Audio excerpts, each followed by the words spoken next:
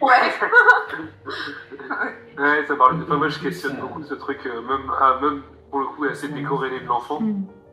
De quand est-ce que je me sentirais adulte ou parent, ou enfin plutôt, ouais, sur ce truc de. Et en effet, je pense qu'on a moins ouais, des rites ou des choses où. Et que du coup, ouais, là, moi, j'ai l'impression d'être adulte depuis qu'on essaie d'acheter une maison avec, avec la merde, avec les banques, etc. Et c'est le premier truc vraiment dur. Enfin, j'ai vécu d'autres choses dures dans ma vie. Mais je pense que les choses les plus dures que j'ai vécues dans ma vie avant, c'est des ruptures. Et ce qui se rapproche, enfin, je dis pas qu'une rupture c'est pas adulte, mais en tout cas, ça peut être plus, c'est plus un truc de film ou d'ado. Enfin, il y a, c'est généralise en disant ça.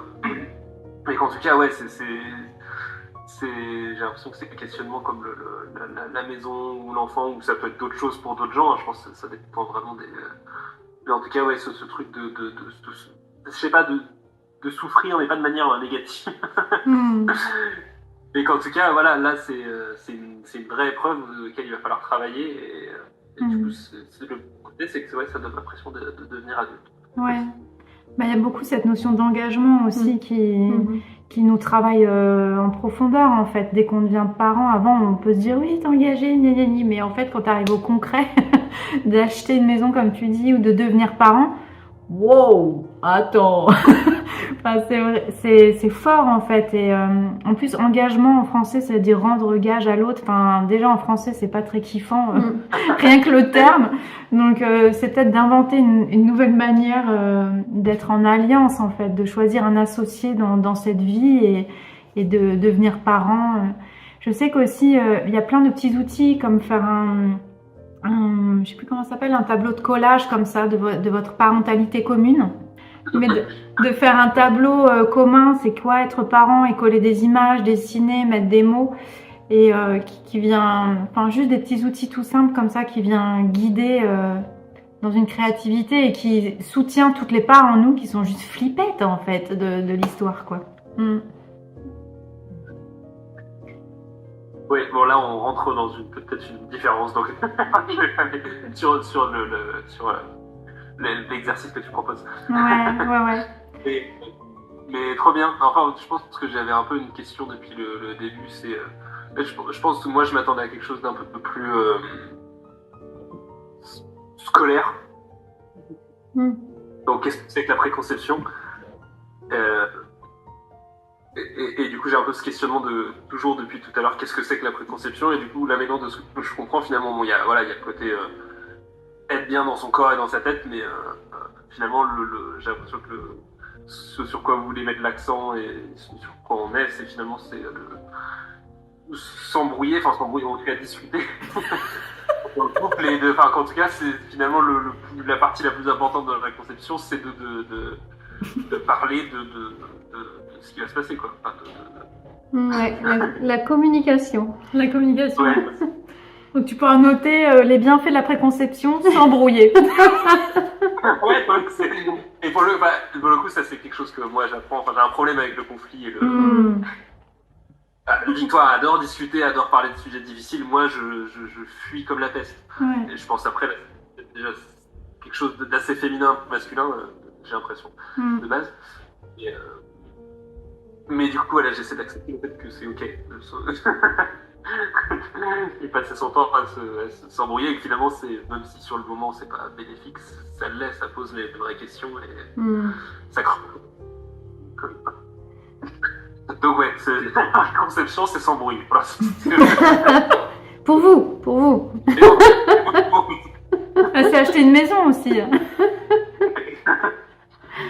Non mais c'est intéressant ce que tu nommes juste là, dans tirer le fil, comme tu dis, cette différence de comment on communique, quels sont nos besoins de certaines personnes qui aiment décortiquer, comprendre, résoudre, puis d'autres qui gèrent ça à l'intérieur en fait et qui n'ont pas besoin d'en parler pendant des plombes. Et en fait, comment vous trouvez un juste milieu? Parce que finalement, ça met en lumière quelque chose où si là vous trouvez un terrain de jeu super fun, et parce que quand on devient parent, en fait, tu vas en avoir plein des questions. Est-ce qu'on lui met une salopette aujourd'hui ou un manteau? Oh putain, je sais pas. et en fait, ou comment on l'appelle? Enfin, en fait, des questions, il va pas cesser d'y en avoir. Et en fait, dans le fait de se faire confiance et d'avoir comme poli, en fait, une manière de communiquer, de se respecter chacun dans sa manière de faire, ça peut vraiment soutenir tout le processus. Et puis, dans le conflit, il y a aussi quelque chose de constructif derrière, en fait. Ce qu'il faut voir, c'est qu'est-ce qui se construit derrière le conflit. Ça peut paraître paradoxal, mais c'est pas faux. Non, mais si, c'est ce que je exprimais, ouais, c'est que Ouais. commencer par déconstruire avant avant d'avancer. Merci. Ouais, merci. Merci. Ouais, merci. Et voilà. C'est un petit témoignage. Ouais, merci Anne. Merci beaucoup, ouais. Et j'en ai pas parlé tout à l'heure, mais ça me refait penser à ça, de ces cellules souches nommées germinales, qui c'est les seules cellules, il n'y en a pas beaucoup dans notre corps, mais je trouve qu'elles soutiennent aussi ce mouvement de la préconception et ce qu'on nomme. Parce que ces cellules souches, en fait, c'est les seules qui transmutent, en fait, qui se transforment au fur et à mesure de notre évolution personnelle. Et c'est les seules qui sont transmises, enfin pas les seules, mais en tout cas, c'est celles qui subissent une transformation génétique et qui vont offrir à la lignée, en fait, toutes les transformations que nous-mêmes nous avons fait. Et le préconceptionnel, c'est vrai qu'on n'en a pas parlé, mais ça parle aussi de ça, en fait, de quel cadeau on peut offrir à nos enfants, en fait, de plus de liberté par rapport, on l'a dit sous plein de formes, mais finalement on peut voir ça comme un cadeau, en fait, cette période préconceptionnelle, comme une définition. Enfin, ça pourrait être une définition qui pourrait être super chouette plutôt que préparer les risques, préparer les cadeaux qu'on veut offrir, en fait, à nos enfants et aux générations futures. Est-ce que vous avez d'autres questions? Oui, moi, ça me fait venir une question, ce que tu viens de dire. Oui. Du coup, nous, on est dans cette phase-là en ce moment avec Sam, et ces derniers mois, enfin, ces 9 derniers mois, ça a été vraiment conflictuel, bouleversant, enfin, vraiment très dur entre nous. Il y a eu une séparation. Et là, du coup, on se retrouve avec ce désir d'enfant fort. Et du coup, je me dis, bon, est-ce que du coup, c'est un héritage conflictuel, chaotique, qu'on transmettrait si jamais, enfin, je sais pas, un enfant arrivait maintenant, est-ce qu'il ne faut pas attendre que l'harmonie soit installée sur plusieurs mois?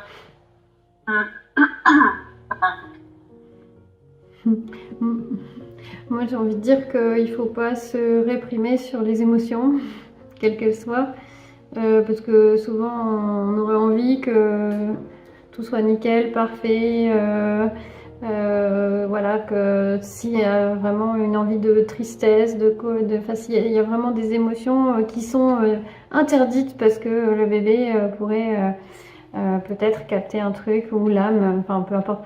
Mais non, pour moi, en fait, ça fait partie de la vie, en fait. Humainement parlant, plus on va exprimer nos émotions et plus notre état de santé sera bien aussi. Donc pour moi, c'est plutôt salvateur d'exprimer ses émotions, quelles qu'elles soient, et de faire que l'enfant se construise avec notre histoire, avec ça. C'est humain, en fait. Ça fait partie de la vie, c'est un tout. Donc non, faut surtout pas se... alors après, évidemment, on va pas aller dans les extrêmes ou dans la violence, c'est pas ce que je suis en train de dire, hein. C'est vraiment exprimer les émotions. Et merci de poser cette question qui amène vraiment sur la question de l'idéal, où c'est toujours cette finesse, en fait, sur le fil rouge, où en effet, dans notre discours, ce qu'on aimerait apporter, en fait, c'est ce à quoi on aspire au meilleur, c'est sûr, comme pour toute l'humanité.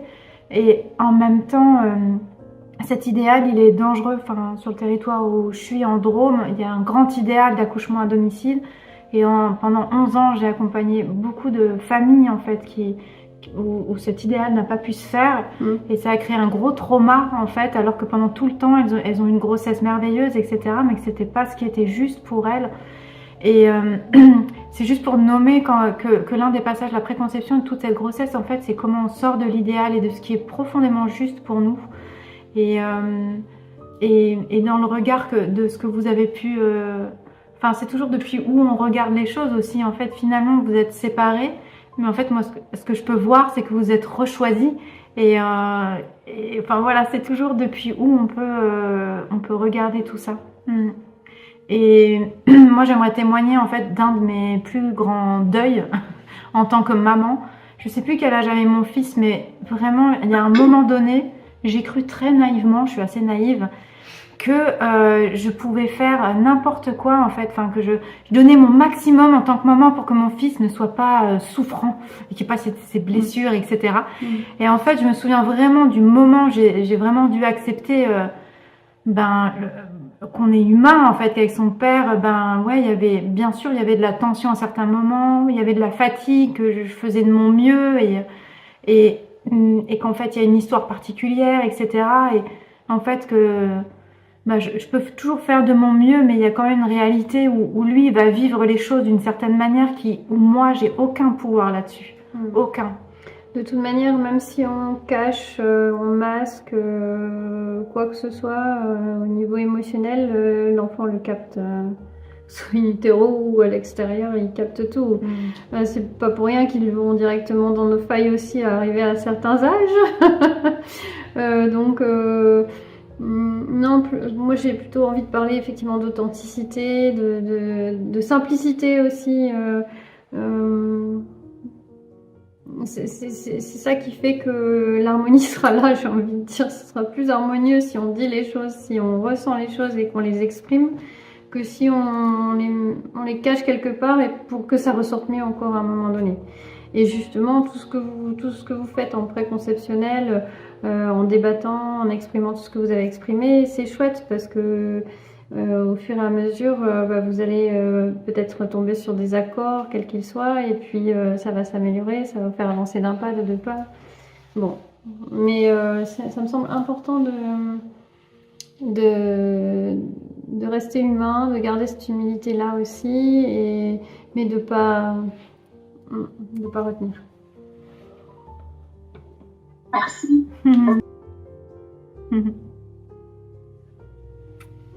Est-ce que vous avez d'autres questions?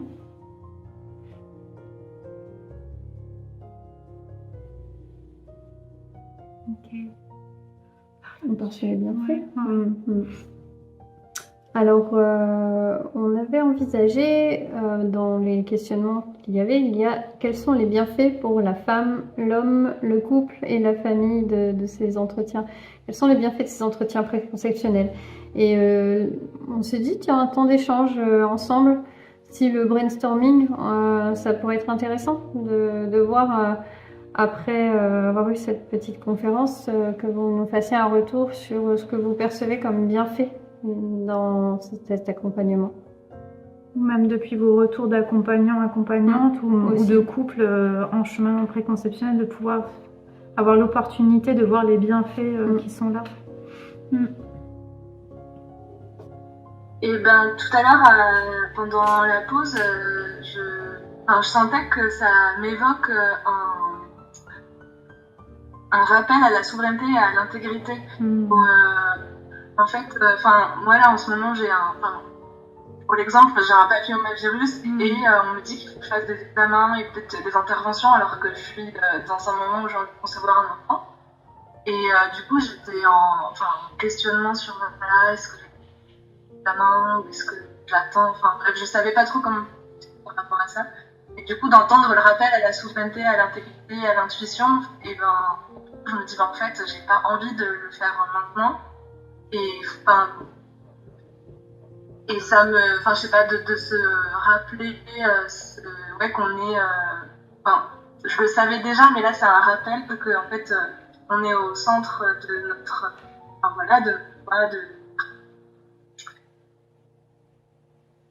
ça fait du bien de se rappeler ça, et je trouve que ça peut permettre aussi de poser je sais pas, de réaligner les choses, quoi. Enfin, par rapport à notre parcours à tous les deux, tu sais, c'était des exemples de femmes qui ont voulu faire des choses, des rituels, des choses comme ça, et je me disais, je sens que j'aurais besoin que nous deux on fasse ça avant. Enfin, c'est comme si ça permettait d'aligner les choses. Comme c'était un moment qui permettait d'aligner les choses qui ne le sont pas tout à fait. Je vois ça comme...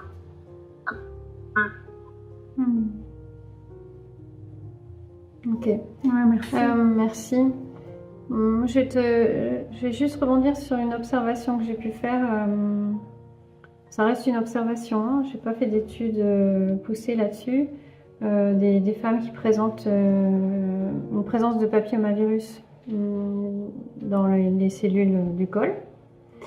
Moi, ce que j'ai observé, c'est que ce soit une vaginite, donc une infection vaginale, que ce soit bactérien, viral, mycose. Souvent, en fait, il y a quelque chose à revoir en termes de respect de soi-même. Est-ce qu'on se respecte pleinement? Et l'endroit où c'est situé, ça joue aussi sur ça.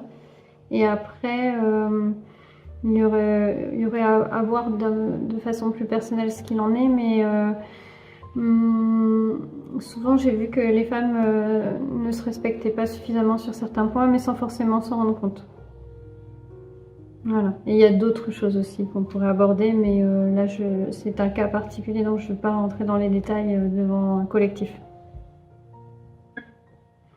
Mais il y a des choses qui peuvent se rééquilibrer d'elles-mêmes sans forcément passer par de la médecine conventionnelle en fonction des résultats. Merci. Merci. Et qu'il y a beaucoup de papillomas qui disparaissent après une grossesse. Ouais. Parce que ça réharmonise, renourrit. Voilà. J'ai aussi une question de ce type-là, mais c'est pas du tout le moment. Mais oui, Victoire. Du coup, j'ai des glandes de Bartholin qui ne partent pas depuis plusieurs années. Et du coup, j'étais en mode, ok, il faut vraiment que ce soit guéri avant une grossesse et surtout avant un accouchement. Est-ce que vous avez un point de vue là-dessus? Tu veux dire que tu as tendance à faire des bartholinites, c'est ça? Eh ben ouais, j'en ai déjà fait 2 et j'ai des kystes, enfin j'en ai surtout un gros qui ne part pas depuis plusieurs années et qui reste là et qui est douloureux en fait. Ok. Ouais, après il faut aller dans les symboliques du féminin et la sexualité et peut-être faire des soins de guérison. Ouais, yes, je vais continuer. C'est en termes de compatibilité avec une grossesse et l'accouchement, parce que du coup le bébé sort par le vagin, ça étire et du coup les kystes sont déjà bien, on s'en fiche. Ouais. Ça va peut-être même les aider. Ouais, c'est ça. Moi je parlais pas au stade, donc c'est ce que je me suis dit. Bah oui. Non. Je sais pas, c'est un peu... Merci Victoire.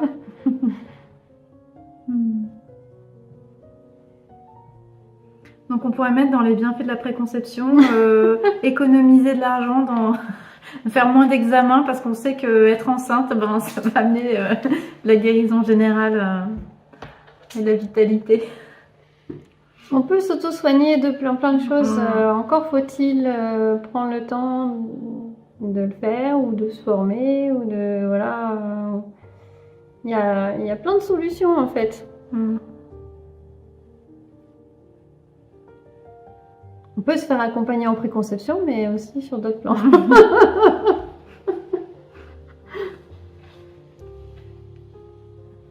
Alors, il n'y a que Julie qui a donné un bienfait. Donc, Julie, c'est bon. C'est bon.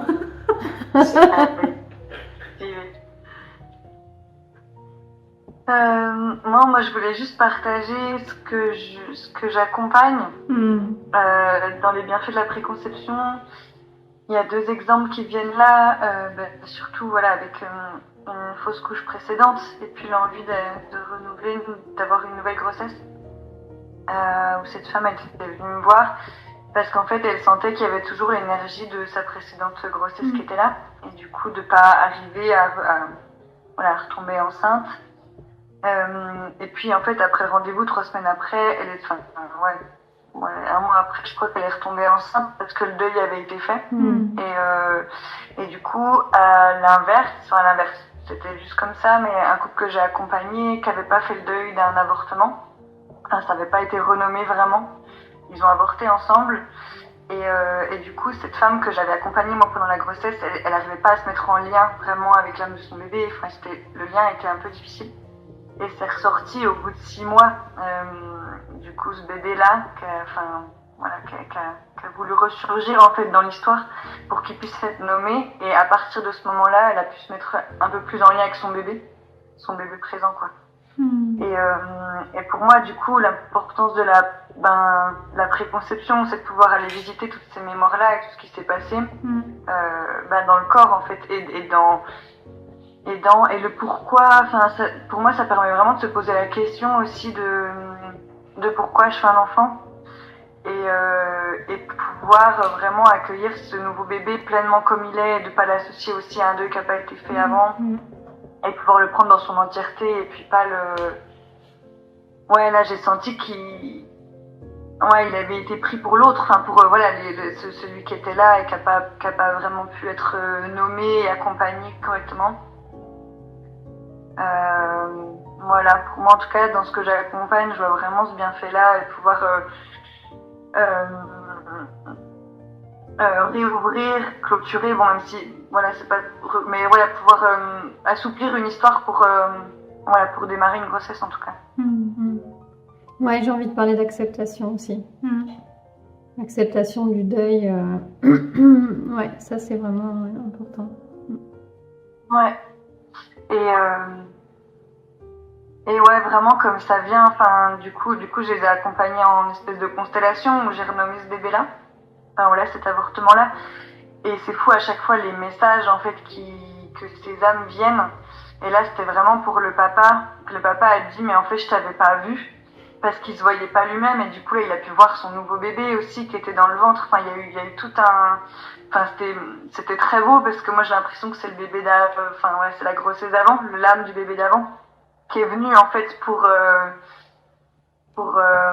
fluidifier un peu cette grossesse-là et puis aider les parents. Enfin, je trouve ça magnifique aussi ce qui se passe dans le subtil avec ces âmes-là et tout ce qui se met en place, quoi. Merci. Ouais, merci Lola.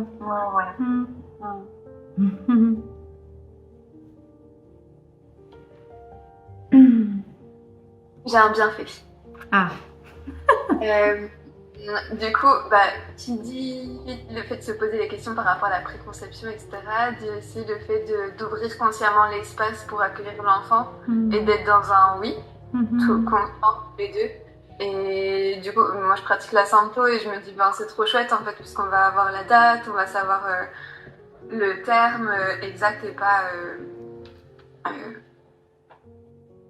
calculé par une échographie ou par des calculs à vue d'œil.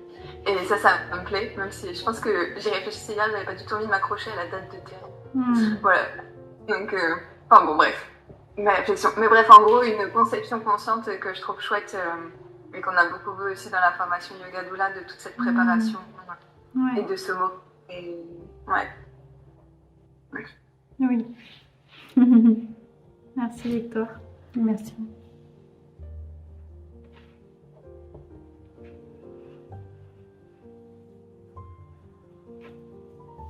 Un autre bienfait, c'est, on l'a bien un petit peu redit, mais tout ce qui est autour de la communication, en fait, tout ce qui est communiqué avant la naissance, qui sera déjà un peu, tous les sujets qui peuvent être peut-être des sujets de frustration ou de colère ou d'incompréhension, si c'est déjà un peu déblayé avant que le bébé soit là, c'est des choses qui seront peut-être à aborder d'une manière différente une fois que le bébé sera là, et donc ça va faciliter tout le processus, quoi.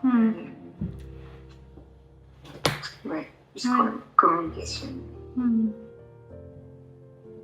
Non, on n'a pas parlé de la confiance, mais moi je le vois là avec la femme que j'ai vue récemment, où en fait je crois elle est venue pour être la mieux préparée possible, entre guillemets, pour accueillir son enfant, et je pense que c'est une question de confiance intérieure, en fait, de se sentir je pense qu'elle a besoin de sentir qu'elle fait le maximum pour accueillir un bébé dans les meilleures conditions. Et du coup, c'est vraiment ça passe vraiment, je pense, par redonner confiance. Ça revient aussi un peu à la souveraineté et tout ça. Voilà, mais plus de confiance. Il m'est venu, quand vous avez posé la question, quels sont les bienfaits, quel que soit le domaine où on regarde, c'est d'apporter de la conscience sur quelque chose. Ça peut être des thèmes dits complètement différents suivant les couples et variés, mais ça amènera de la conscience sur un sujet, sur une question, sur une problématique, sur une question de vie et le fait d'amener de la conscience, les réponses arriveront avant que ce devienne urgent. Quoi.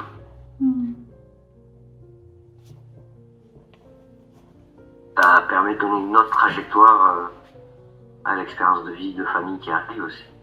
Le fait de mettre la conscience au début. T'as fini, Isabelle, T'as fini, Pierre? Oui, j'ai fini. Ouais, merci beaucoup. Merci Oui, Pierre. Au moment où tu prenais la parole, Pierre, j'étais juste en train de me lever et c'était ce même élan de parler de la conscience et c'est ce qui est le plus présent pour moi, c'est que on gagne toujours à être conscient, à mettre les choses en lumière et que en même temps c'est fatigant. C'est difficile d'être conscient, ça fatigue, ça questionne, ça réveille les questions sans cesse et qu'en même temps c'est super chouette. Voilà, moi, ma propre expérience n'a pas du tout été éclairée, enfin mon expérience de mère n'a pas du tout été éclairée par ce type de chemin. Ça ne m'a pas empêché de devenir mère et de devenir qui je suis, mais moi je suis très, très envieuse en fait de tous ces jeunes, de tous ces gens qui aujourd'hui avancent en conscience et peuvent découvrir. Donc voilà ce que je peux poser par rapport au bienfait de se positionner dans la préconception. Merci. Dans cette dimension d'atelier, on avait surtout envie de pouvoir laisser un espace d'échange et de partage et d'espace de communication entre nous. Pour vivre depuis l'intérieur, en fait, trouver depuis l'intérieur, en fait, qu'est-ce que c'est la préconception, comment on vit là et quels en sont les bienfaits. Est-ce qu'il y en a qui n'ont pas été nommés? Et par rapport à tout ce qui a été nommé, je voulais juste, avant de clôturer cette histoire-là, en nommant un peu les bienfaits que nous, on a observés, c'est ne pas oublier que l'humain et le mental a toujours envie de tout contrôler. Et on peut vraiment rentrer dans la préconception en voulant contrôler les choses. En se disant, la conception, elle va être à ce moment-là, comme ça. Le spirituel ou juste le chemin de vouloir préparer les choses, comme tu disais tout à l'heure. En fait, ça peut amener dans un too much. Et il y a un moment donné, en fait, la vie, en fait, elle est spontanée. Et de pouvoir préparer un peu les choses, s'observer, mais aussi à un moment donné lâcher en fait, et juste laisser être et faire, voilà. Parce que c'est un peu, comme on dit sur la préconception, sur tous ces thèmes, on marche sur un fil en fait, on peut basculer d'un côté ou de l'autre, et c'était important pour moi de le nommer aussi. C'est de laisser la joie, quoi, la joie du grand vivant en fait, juste être là. C'est clair. Parce que souvent, maintenant, quand on désire quelque chose, on peut l'avoir très facilement, vu notre confort actuel. Sauf que là, pour le coup, on peut être éprouvé par justement cette préconception, avec un désir qui est là et qui n'est pas assouvi immédiatement. Mais qu'est-ce que c'est que cette histoire? Et donc, c'est clair que ça rejoint le fait de ne pas pouvoir tout contrôler, tout maîtriser. Et en même temps, moi je trouve ça chouette de ne pas pouvoir tout contrôler, maîtriser, et de devoir lâcher à un moment donné et de se dire non, en fait, on n'est pas pas des objets de consommation, on n'est pas tout ça. Ça peut être ça aussi, parce que je vois beaucoup de personnes qui comprennent pas pourquoi ils n'y arrivent pas, et pourquoi c'est pas maintenant, et pourquoi. Et donc il faut beaucoup effectivement échanger sur qu'est-ce que ça va toucher, et qu'est-ce que sur quoi tu dois lâcher pour qu'on bascule sur un autre tempérament, j'ai envie de dire une autre. Ça ne doit pas se passer par ce moyen-là en fait.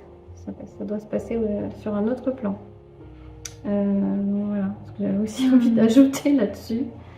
Parce que c'est ce que je vois beaucoup avec l'assistance médicale procréation. L'un des bienfaits aussi de la préconception, c'est si on le met en parallèle de comment on enfante, comment on crée des choses dans notre vie.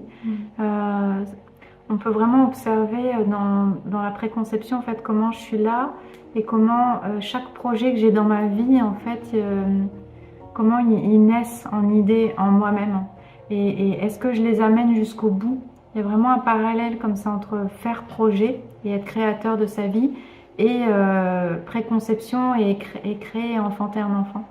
Et c'est super intéressant de pouvoir faire le parallèle l'un sur l'autre. Parce que souvent, en fait, la préconception vient avec d'autres projets, comme acheter une maison, comme choisir un lieu de vie, choisir de s'implanter quelque part, choisir un partenaire, etc. Et ça vient se questionner, en fait, sur sa manière de vivre. La préconception, ça a aussi comme bienfait parfois de faire le choix de se séparer d'un compagnon ou d'une compagne, parce qu'on sent que c'est pas avec cette personne qu'on a envie d'être mère et père. Et ça revient à l'intérieur en fait j'aurai un enfant quand je serai avec la personne avec qui je peux partager ce rêve et où je sens que c'est oui à l'intérieur. Et parfois c'est challengeant, mais en même temps c'est se positionner quoi, dans ce choix de parentalité commune. Ce que j'avais noté comme ça rapidement par rapport aux bienfaits, c'est que d'une part ces entretiens c'est un espace d'échange avec un accompagnement bienveillant, un accompagnant qui est à l'extérieur de la situation, qui peut accompagner une médiation, coaching, conseil, ce qu'on veut. C'est ce que disait Pierre-Isabelle tout à l'heure, c'est préparer en conscience chaque individu et renforcer également la relation de couple, parce que c'est vrai que concrètement c'est important de voir individuellement la femme, l'homme, et de voir la relation et comment ça se passe dans la relation quand c'est nécessaire évidemment, et quand c'est souhaité par le couple. C'est l'harmonisation de cette relation, l'harmonisation éventuellement aussi d'une famille. On a aussi parfois des familles recomposées qui décident d'avoir un enfant ensemble, et j'ai vu récemment toutes les dissensions que ça pouvait créer, que de rencontrer une personne qui a déjà des enfants avec un autre compagnon, une autre compagne, et comment on fait pour harmoniser toute cette petite tribu avec un enfant à venir aussi, et parfois ça va tellement vite que c'est pas évident d'aller sur tous les plans à ce niveau-là, et ça crée pas mal de désordre parfois et de chaos. Ça c'est du vécu. C'est la mise en conscience aussi des conditionnements, comme je disais déjà au début, qui peuvent bloquer la conception, et à partir du moment où on les met en conscience, on modifie certaines choses. Moi je bosse beaucoup sur le transgénérationnel, donc l'impact de l'histoire familiale sur le vécu, que ce soit conscientisé ou pas. Donc ça c'est des choses qui sont pas forcément très très connues du grand public. Ensuite, on peut aborder tous les sujets tabous. Ça peut être l'image du corps. Quelle image du corps on a de soi, de l'autre? Est-ce qu'on accepte pleinement son corps ou pas? Est-ce qu'on a des problèmes dans l'intimité, dans la sexualité? Ça parfois, je remarque qu'on n'ose même pas l'aborder parfois avec son compagnon, alors que ça fait partie aussi de cet accompagnement. Et au final, tout ça permet un mieux-être individuel et donc un mieux-être dans la relation, et justement avec des portes qui s'ouvrent après derrière. Et puis c'est vrai que je suis beaucoup axée sur le fait de déjouer les jeux de prédation aussi dans un couple pour gagner en liberté, en souveraineté, déjouer le fait de s'identifier à sa souffrance ou à une maladie quelconque. Voilà, il y a beaucoup de choses qu'on pourrait amener qui permettent justement de switcher certaines choses. Voilà. J'avais en tout cas vu dans tout ça. Et moi, j'aimerais bien vous proposer un jeu, c'est celui de pouvoir demander à vos parents. Alors moi, j'ai créé tout un questionnaire pour revisiter sa naissance et revoir ce questionnaire auprès de nos parents avant d'être enceinte, ou pas que, quand on a envie de comprendre sa naissance et comment on est né. Et de pouvoir demander à vos parents, en fait, qu'est-ce qui s'est passé les 9 mois ou 18 mois avant votre conception. Et de pouvoir observer, en fait, que voilà, ce qui s'est joué avant. Ça, c'est vraiment intéressant d'avoir des retours à ce sujet. Je vous proposais de faire une petite méditation tranquille, juste pour prendre un temps, pour intégrer tout ce qui a été là. Vous pouvez juste fermer les yeux, ça reste vraiment une proposition intérieure. Ça va pas être très long.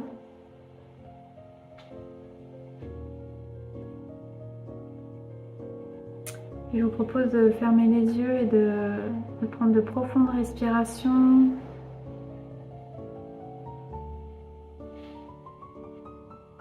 De sentir votre corps, ses limites, tout son contour.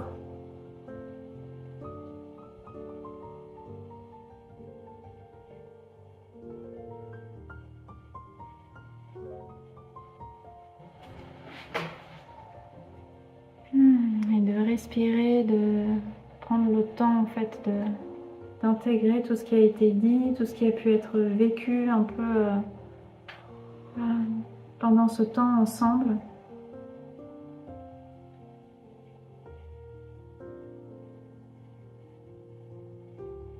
Puis que vous soyez en préconception ou pas, je vous propose de voir ça depuis l'espace d'accueillir un enfant ou d'accueillir un projet, de matérialiser un projet ou l'incarnation d'un enfant. De pouvoir simplement sentir où vous en êtes dans ce projet, en vous. Suite à ce partage, à ces échanges, de pouvoir juste prendre un petit moment, juste là pour faire le point à l'intérieur, de voir les mots-clés qui sont là.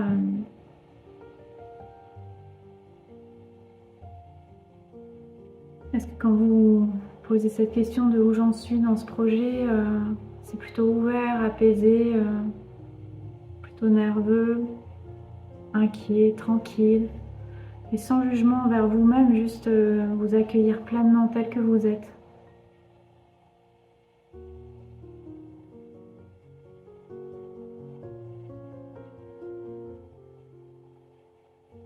Puis je vous propose avec ce que vous ressentez là, de pouvoir sentir de quoi vous avez besoin.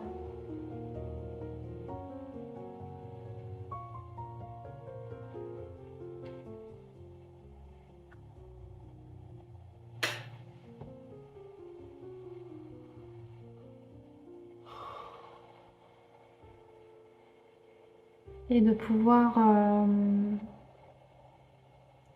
vous offrir ce dont vous avez besoin, symboliquement ou très concrètement. Et vous proposer de vous l'offrir pour pouvoir soutenir ce projet, la concrétisation, l'incarnation de ce projet. Qu'est-ce que, à court terme, moyen terme, vous pouvez mettre en place de manière très simple pour accompagner ce changement nécessaire, s'il y en a un.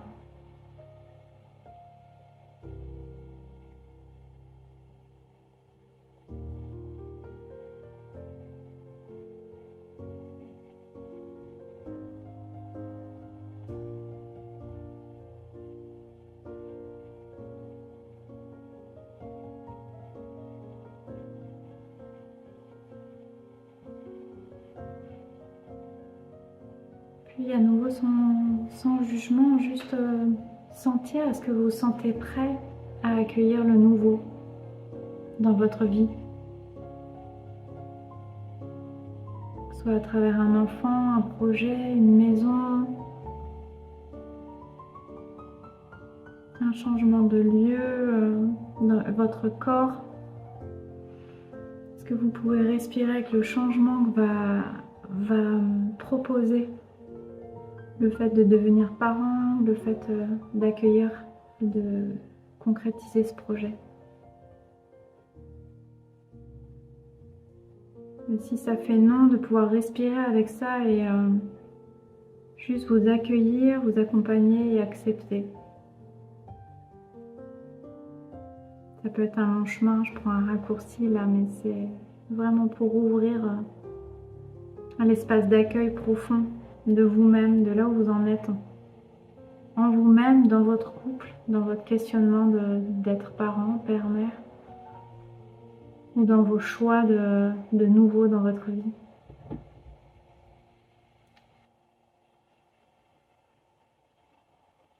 Puis je vais proposer d'imaginer la réalisation, la manifestation,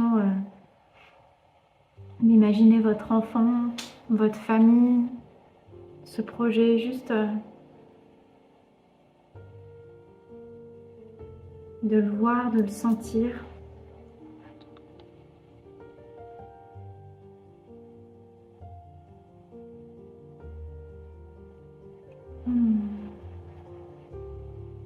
De prendre quelques secondes pour sentir qu'est-ce que ça vous fait à l'intérieur quand vous imaginez ça, quand c'est là.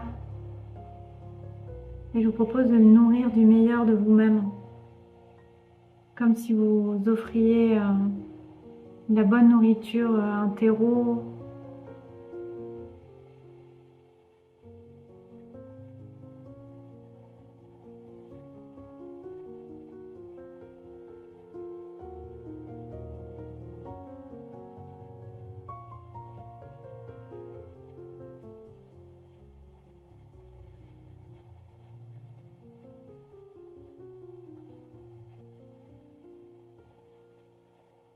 Et de pouvoir ressentir la spontanéité, la simplicité, mais aussi le courage, tout ce qui a traversé, qui est là. Et de pouvoir sentir la communauté, la tribu, le cercle qui est là, la famille. Et de sentir aussi combien vous êtes soutenu et pas seul sur ce chemin. Les amis, les chats.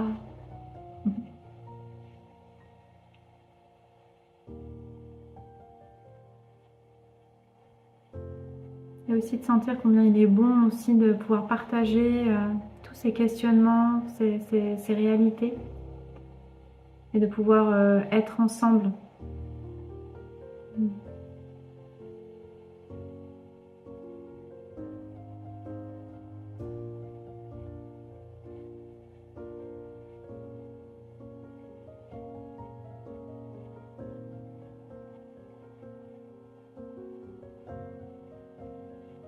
Je vous propose de prendre de profondes respirations et si ça vous vient, si vous en avez le besoin, l'envie, l'élan, Sabine et moi, on sera heureuse de recevoir vos témoignages, vos écrits, vos questionnements suite à cette conférence atelier ou ce qui a jailli de ce temps de méditation. On ne va pas forcément prendre un temps pour pouvoir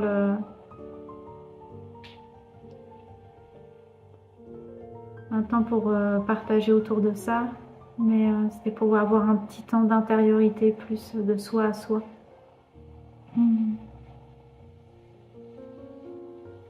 Je vous propose de prendre de profondes respirations et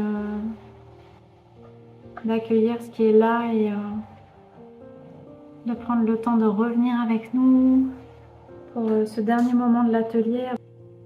Et on vous propose les deux couples qui étaient là ou même les personnes de pouvoir reprendre, peut-être pas ce soir, mais dans les jours à venir, si ça vous parle, de prendre un temps d'échange sur sur ce qui s'est dit, ce qui s'est nommé, pour voir comment ça a ouvert ou fait évoluer des espaces en vous sur cette question-là. Ça peut être un espace si vous avez envie d'échanger sur quelque chose ou n'hésitez pas. Ouais, juste merci pour la méditation. C'était hyper doux d'être guidée comme ça et ça a bien déroulé à l'intérieur, donc c'était beau. Merci. Ouais, merci.